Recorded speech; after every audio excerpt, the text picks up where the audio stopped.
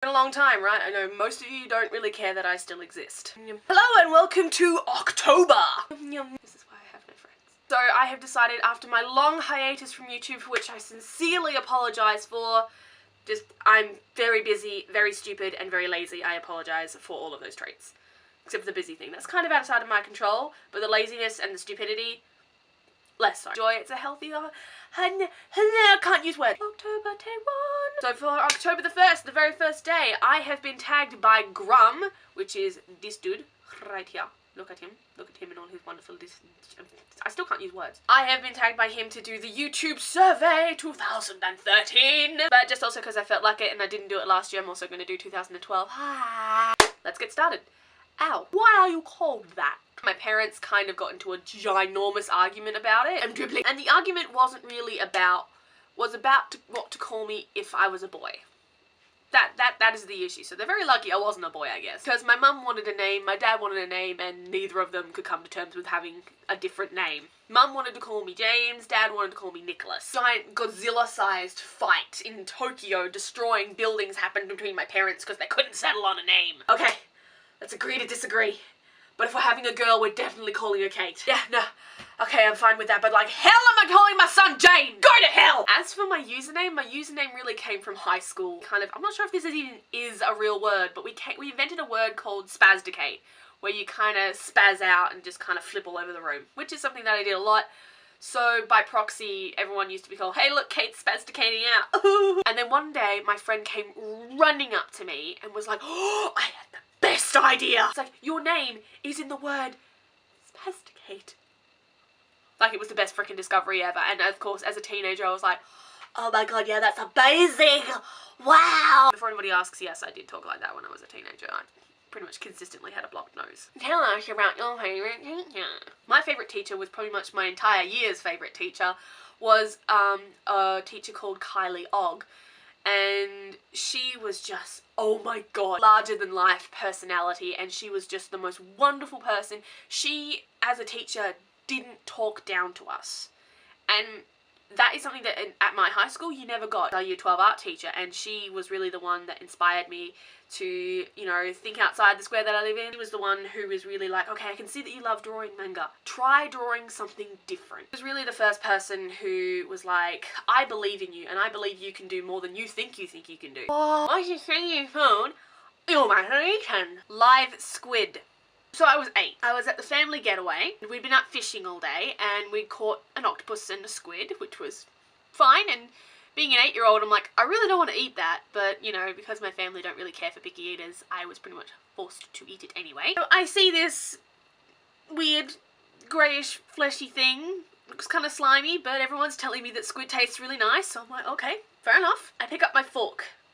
I stab it into its head, and I pick it up, and I look at it. This thing isn't moving. And the only reason I ate it was because I was A, sure it was dead, and B, sure it was cooked. And then I put it in my mouth. When it got to about here, it came to life. It got its suction cup tentacles on the insides of my throat and started crawling out of my throat and mouth. This is the stuff of nightmares. Needless to say, I am very, very suspicious around seafood now, and I make absolutely doubly sure that I never eat squid or tentacles or octopus or anything that could possibly still be alive and crawl out of my face, because that was terrible.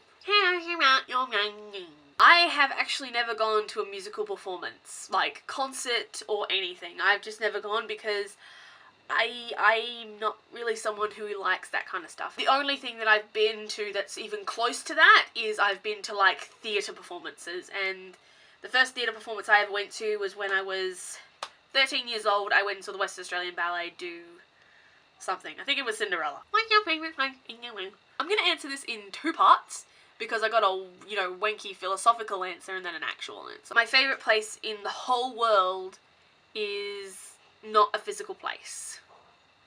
I'm going somewhere with this. It's right here.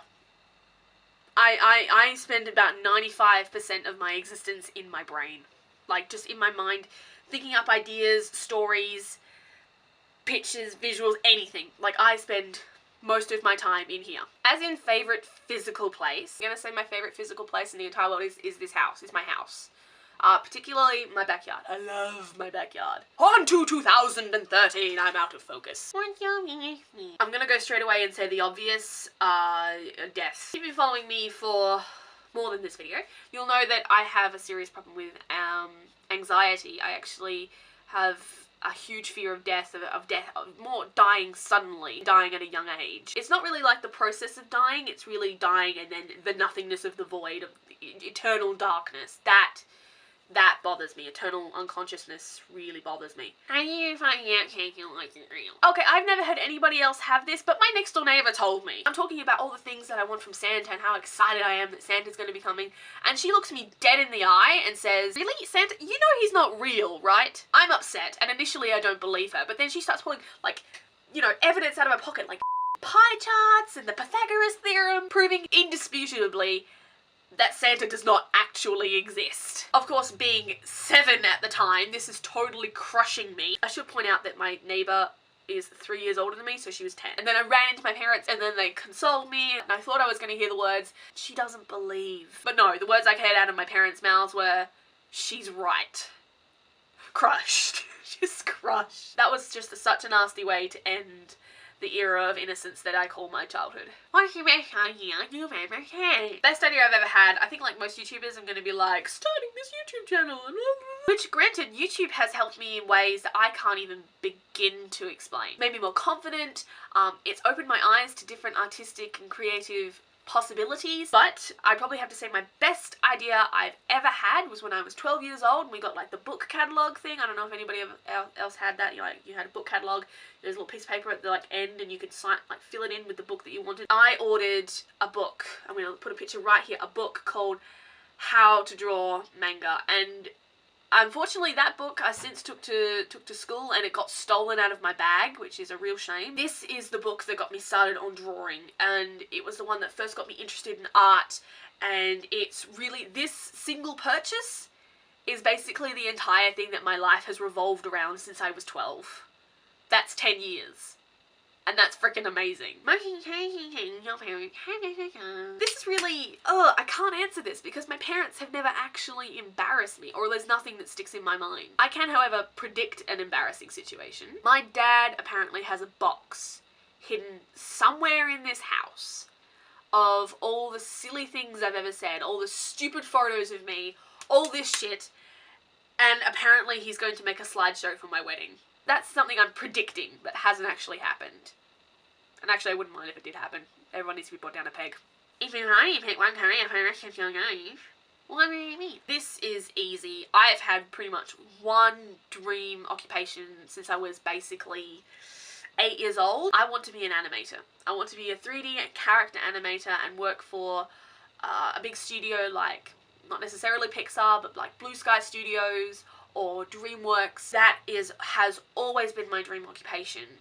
So if I could only have one occupation for the rest of my life and I got to pick it, that would be it. I would be a 3D animator working at a film studio, working on characters in films. Even if I just had a background character, I would be so happy. So now we come to the bit where I have to tag people. I am going to tag Ryan Holmes TV, Mr. Stupid Hippie, also known as Ollie, and oh my god, Cody, how do I say your name? PSCM21. So those are the guys that I am tagging for the 2013 survey, because you guys haven't done it. I know. I've got hair on my face. So that is the end, and Vlogtober has begun. I am so excited. I'm like seriously not even putting this on right now. I have all of the videos planned out, ready to go, scripted. Hiya! I'm organised this time rather than trying to just do random shit on the hop. I've got it all planned out. I know what I'm talking about. I've got everything worked out. Hiya! It's gonna be awesome. So stay tuned to this channel. Every weekday for October there's going to be a new video up. So I'll see you tomorrow. End.